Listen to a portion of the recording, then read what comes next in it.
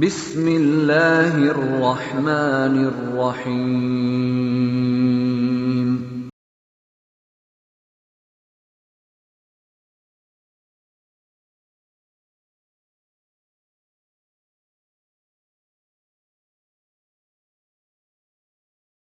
بسم اللہ الرحمن الرحیم والصلاة والسلام علی رسولہ الکریم وعلی آلہ وصحبہ اجمعین، اما بعد۔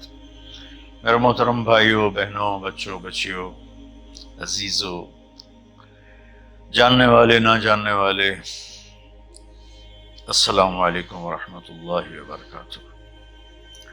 کچھ دنوں سے میں قرآن سے اللہ کی پسندیدہ ہستیاں کون ہیں، کہ اللہ کس کو پسند کرتا ہے، ولی دوست کو کہتے ہیں۔ اللہ کا دوست کون ہے؟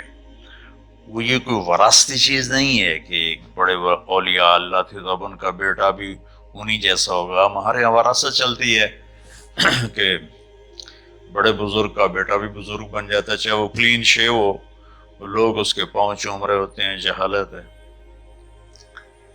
تو آج میں تھوڑا سا سورہ بنی اسرائیل ہے، اس میں بھی سارے اخلاق بیان ہوئے۔ میرے بھائی بہنوں، ایمان لانے کے بعد انسان بنتا ہے، اور اس کے بعد اس کی قیمت، اس کا بڑا پن، اس کی وجاہت، اس کی شرافت وہ پیسوں سے نہیں ہوتی۔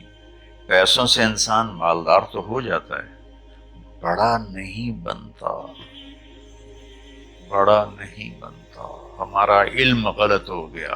بڑا بڑا بندہ جی بول دیا 3 ملین، یہ 200 مربع، یہ نواب فلانا ہے، نواب فلانا ہے۔ میرے بھائیو، یہ بالکل غلط علم ہے۔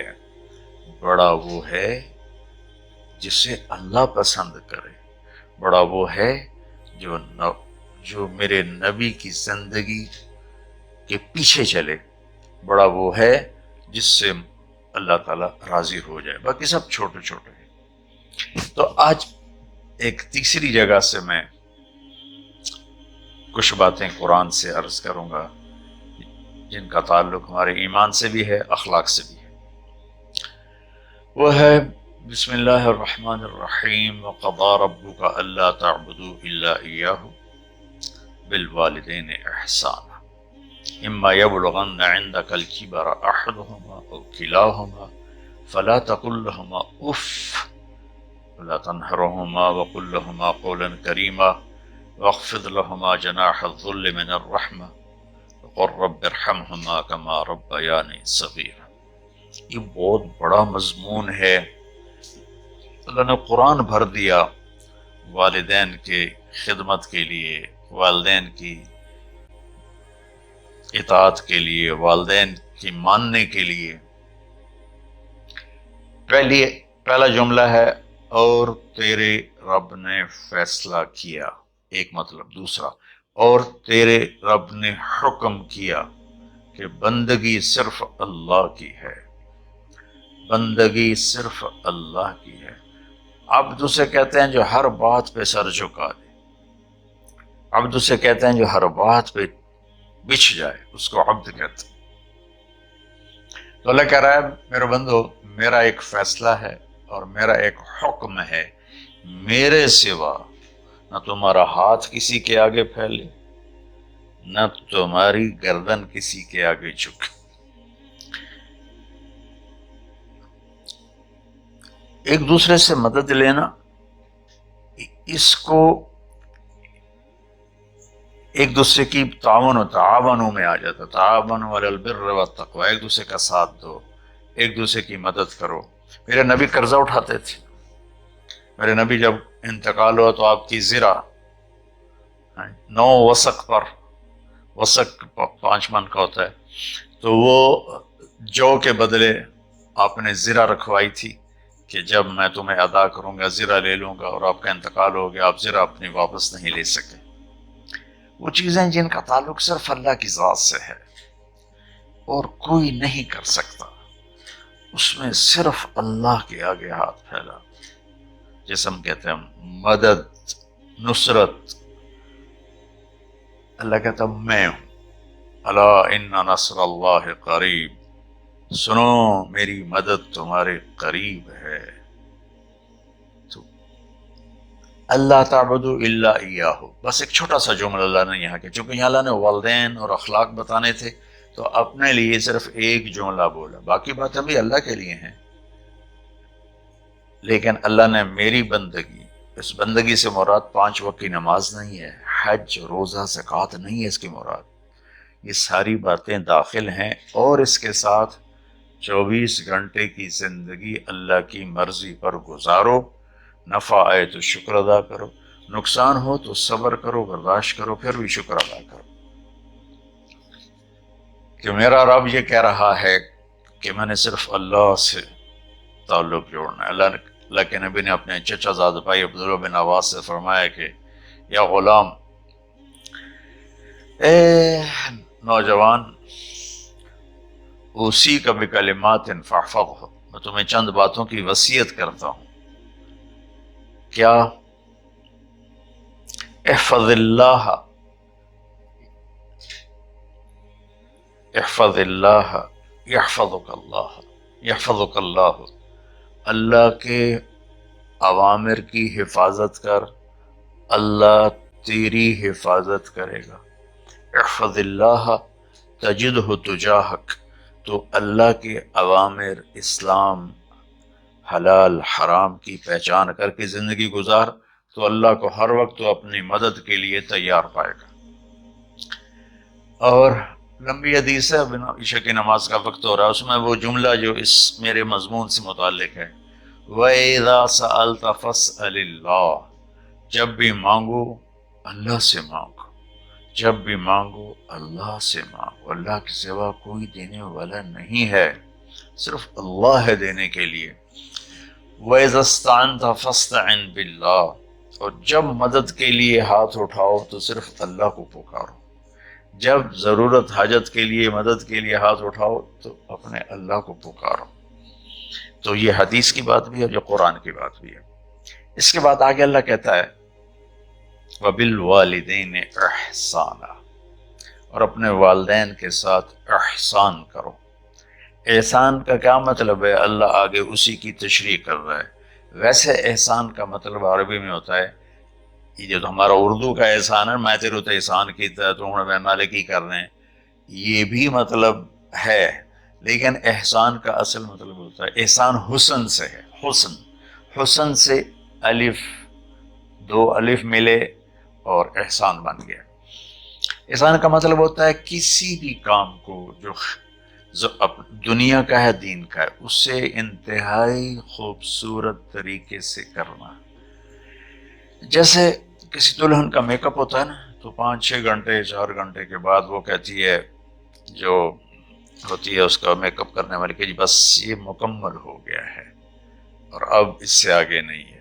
تو آخری انتہا، اچھائی کی آخری انتہا پر پہنچ کے کام کرنے کو احسان کہتے ہیں۔ تو میرا اللہ کہہ رہا ہے میرے بندو، اپنے والدین کے ساتھ وہ کرو کہ جو بھلائی کی، خدمت کی، ماننے کی آخری حد ہے۔ سبحان اللہ۔ وبالوالدین احسان، بالوالدین پہلے ہے، احسان بعد میں ہے۔ اللہ تعالیٰ نے باقی سب کو پیچھے کر کے فرمایا کہ دیکھو خاص طور پہ ماں باپ کے ساتھ وہ رویہ کرو کہ ان کے دل سے دعائیں نکلیں۔ چند دن پہلے ایک والد یوں ہاتھ اٹھا کے کہہ رہا تھا اپنے بیٹے، اکلوتا بیٹا، میں منگنا اللہ کو لو، اللہ تینوں چاہ لگے۔ باپ بیٹے کے لیے یہ دعا مانگ رہا تھا اور بیٹا اکیلا ہے، یہ بد دعا باپ کر رہا تھا۔ تو بھائیو ایسی اولاد نہ بنو جس ماں نے پیٹ میں 9 مہینے اٹھایا، پھر جننے کی تکلیف برداشت کی۔ ایک شخص آیا حضرت عبید بن عمیر کے پاس کہ حضرت میں نے ماں کو اپنے کندھے پہ بٹھا کے پیدل حج کرایا ہے، مینا لے گیا، عرفات لے گیا، مزدلفہ، پھر مینا، پھر مکہ، تو کیا میں نے ماں کا حق ادا کر دیا؟ میں نے فرمایا ولا تلقۃ واحدہ، بیٹا ابھی ایک تلقہ کا حق بھی ادا نہیں ہو. تلقہ کسے کہتے ہیں؟ جب بچہ پیدا ہونے کا وقت آتا ہے تو ماں کو دردوں کی لہریں اٹھتی ہیں. وہ اتنی خوفناک ہوتی ہیں کہ ماں چیخ چیخ کے رہ جاتی ہے، اور بعض اوقات ڈیلیوری لیٹ ہو جاتی ہے تو وہ تڑپتی ہے، روتی ہے. وہ جو لہریں ہیں نا پیٹ میں آتی ہیں جاتی ہیں، آتی ہیں جاتی ہیں، ایک لہر جو درد کی اٹھتی ہے اس کو کہتے ہیں تلقہ. میں قربان جاؤں، انہوں نے فرمایا بیٹا ابھی تیری ماں نے جو تجھے جنا تھا اس وقت جو تجھے درد، تو تیری ماں نے درد کی لہریں برداشت کی تھی، اس میں سے ایک لہر کا بھی حق ادا نہیں ہوا. یعنی کہ حق ادا ہو ہی نہیں سکتا. یہ مطلب کہ حق ادا ہو ہی نہیں سکتا کہ بیٹا ابھی ایک کا بھی نہیں. پھر حضرت عبداللہ بن عمر سے ایک شخص نے پوچھا کہ اچھا یہ جو آدمی تھا یہ خراسان، یہ ایران میں ہے اور افغانستان میں، یہاں سے ماں کو پیدل کندھے پہ بٹھا کے مکے پہنچا تھا، اندازہ لگا اس نے کتنی مشقت اٹھائی. اور عبید اللہ بن عمر کہتے ہیں بیٹا ابھی ایک لہر کا حق ادا نہیں ہوگا. یہی سوال حضرت عبداللہ بن عمر سے کیا ایک شخص نے کہ حضرت میں نے اپنی ماں کو حج کرایا ہے، سارا میں نے پیدل کرایا ہے، وہ کندھے پہ اٹھا کے کرایا ہے، تو کیا میں نے ماں کا حق ادا کر دیا؟ وَلَا زَفْرَةً وَاحِدًا وَلَا زَفْرَةً وَاحِدًا.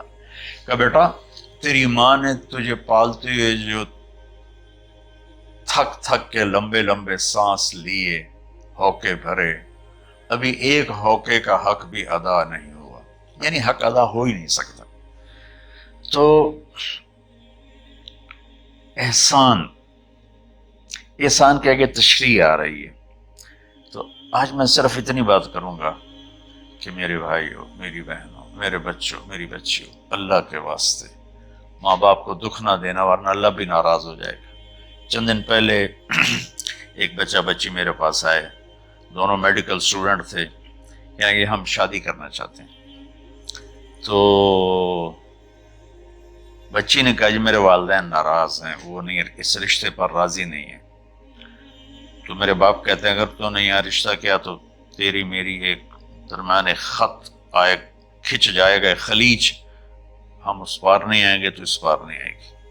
میں نے کہا بیٹی جس ماں نے تجھے 9 مہینے پیٹ میں پالا، 2 سال تجھے دودھ پلایا، تیری پوٹیاں پیشاب صاف کیا، تجھے پیمپر باندھے، تجھے اٹھ اٹھ کے راتوں کو اپنی چھاتی سے دودھ پلایا، کیا اب اس کا اتنا بھی حق نہیں کہ تم اس کی رائے کا احترام کرو؟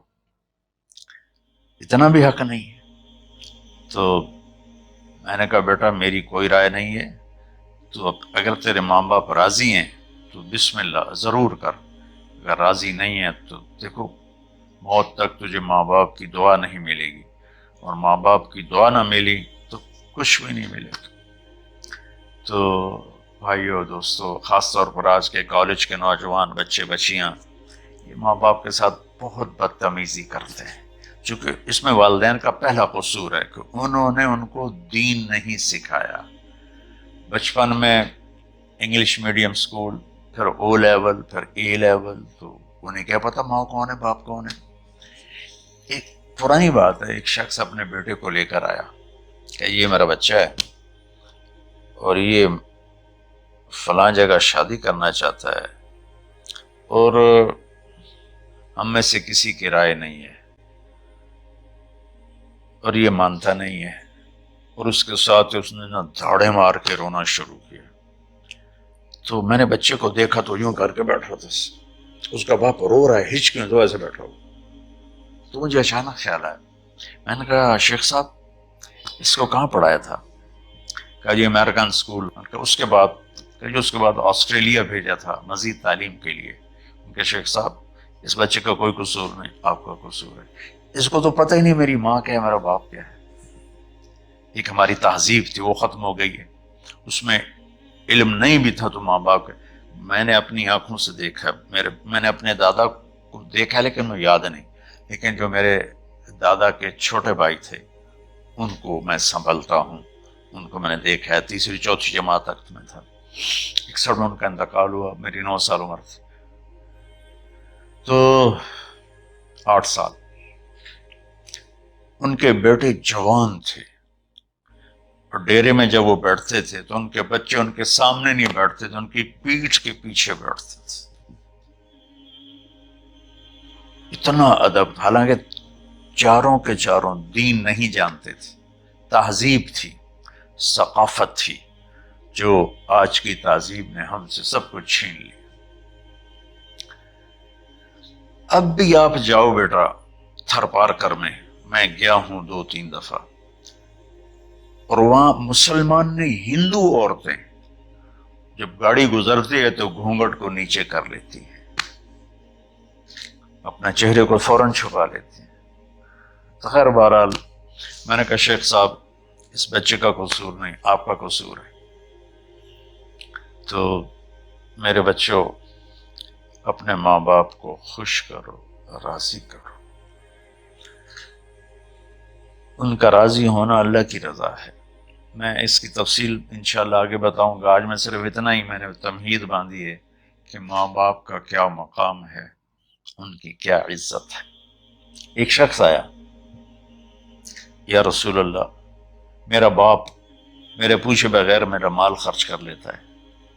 آپ نے کہا بلاؤ، چونکہ بچے کا ذاتی مال اگر ہو تو شرع کے لحاظ سے باپ پوچھ کے استعمال کرے، بغیر پوچھے استعمال نہ کرے۔ جب اسے پتہ چلا کہ میرے بیٹے نے شکایت کی ہے، تو عرب کی شاعری تو مشہور تھی، انہیں دل دل میں کچھ اشعار پڑھے۔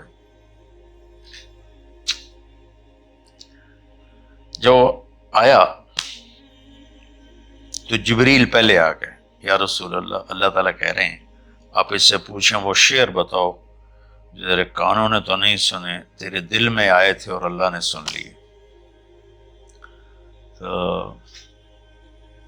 اللہ کے نبی نے فرمایا بھائی تیرا انشاءاللہ کیس سنتے ہیں، لیکن پہلے وہ شعر سناؤ جو تم نے تو نہیں کہے زبان سے پر اللہ نے سن لیے۔ تو